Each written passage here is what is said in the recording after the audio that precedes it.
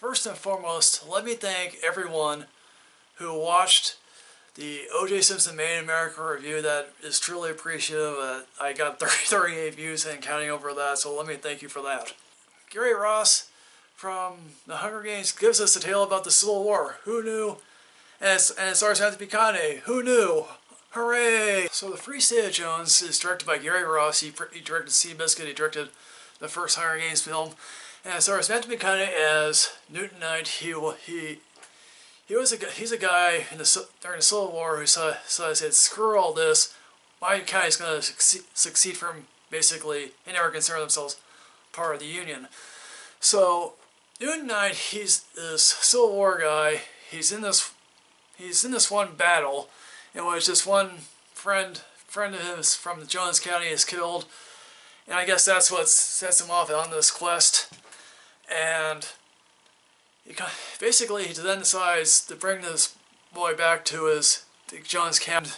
There he just realizes, wow, basically, and this is around the time where basically in the South, newspapers are saying, well, if you own a certain amount of slaves, one of your sons doesn't have to fight. If you own this amount of slaves, your first son and your second son don't have to fight this war. Considering that Jones County during this time of the Civil War had 12% black population, or slave population, and 12% at this time was really small. Basically, he has a wife played by Keri Russell, and she's like, I don't really want to be here, so she moves out down to Georgia. And then he really takes on everyone's causes, because a lot of Confederate soldiers are really trying to make sure there are no deserters, and they basically have a 10% quota. Again, he gets a whole bunch of people, and they hide out in the swamp, and they take stuff from the Confederates, who basically are like, well, first and foremost, when it first comes to this, the people are like, the Confederate generals or whoever is in charge is like, well, I don't have the patience. They go out to like a couple of people and some slaves out in a swamp area, and then it becomes like, yeah, this guy's a nuisance, we need to take him out. Well, first and foremost, I like to get into what I like about this film. Here's the thing, I am a very big history buff.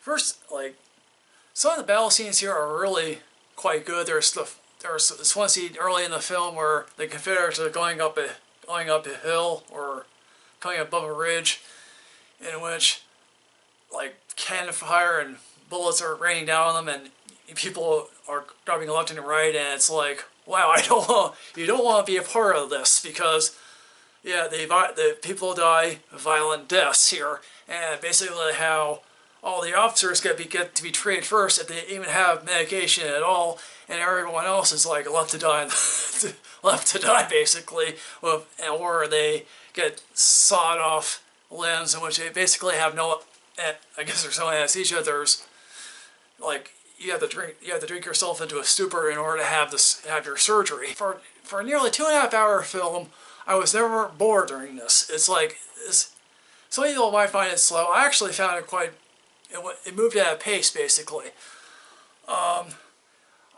Anthony McConaughey, I actually think it's really good here. If you look at the photos of the actual Newton Knight, he actually really does look like Newton Knight. If you go on Wikipedia, he incorporates some of these old photographs to show you which particular time period it is. You may think that's not very interesting. I actually happen to like, because now I can actually focus on what specific period that I'm at. I think it really focuses on Reconstruction and how basically it was like, yeah, as much as you think it helped people, it really, for the blacks, it was like, yeah, this isn't helping us, because it's like, as much as you're emancipated, it was like, yeah, you're still working out in the fields, and it was like, basically, all the rich white folk, all they had to do was sign a pledge and say the Pledge of Allegiance have your hand on the Bible, and basically all they are now is like, there's this one scene of that guy actually doing that, and it's like, okay, now the guy's back in business. So let me get into what I think is not really all that great with this film. First and foremost, with the exception of Anthony McConaughey, no one else here makes a sizable impact. Keri Russell is gone for good chunks of this film. Gugu Mbatha is really given not much to really do here. It's like you don't get a person of that type of caliber an actress and not have her do anything. Again, it's like she and the Keri Russell character live on the same farm as Matthew McConaughey. She has a kid by him, and it's like, wouldn't this create some awkward social dynamic here? Wouldn't this make for an awkward dinner conversation? Again, it's like that's never really is never brought up. And it's like, here's an odd criticism I have of this film. It's like, this film is squarely in the middle, like in the grand scheme of Civil War related films. This film is squarely in the middle of all this. It's like it's not in the grand echelons of maybe Glory, Gettysburg, or even Gone with the Wind. But it's nowhere near the bottom, say like Cold Mountain, which is basically a nothing movie. It's just squarely in this middle. It's an interesting tale, but it's squarely in the middle. It doesn't really distinguish it. I wish it distinguished itself more, basically. Again, like there are several other characters, but it's like there's this one guy who's sort of an on-off. Like he appears on and off and he's a villain, but I really don't specifically care about this one particular villain. Yeah, he pisses a whole bunch of people off, but it's like, okay, so again,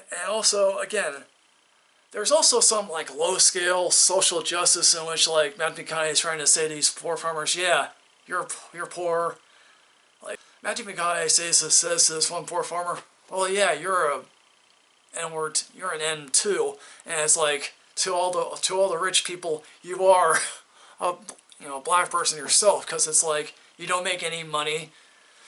And so, again, Matthew McConaughey really tries to take on everyone's cause, and it's like, okay, Also has a very weird thing that happens. It goes 80 years into the future, starting in late 1940s, which actually I thought was actually either the mid to late 50s or early 60s, in which one of the descendants of Newton Knight is in a court case, and apparently he's 1/8 black, and he either doesn't know it or he's ignorant of it, I don't know, but it's like, why is this court case happening? It basically stops the entire film. And it's like, again, I don't care about this. So in the end, folks, let me just say, I feel like the positives of this film, and the fact that I'm a history buff, I feel like those are enough positives to overweigh the negatives of this film, and so therefore I'm giving this film a matinee rating. I truly suggest you seek this film out, because... So what did you think about Free State of Jones? Did you really like this film? Do you not really particularly care for this film? So like, comment, subscribe. Hey folks, let's go someplace. And as always, enrich yourself with knowledge, because otherwise you're going to be left in the dark. See you soon, folks.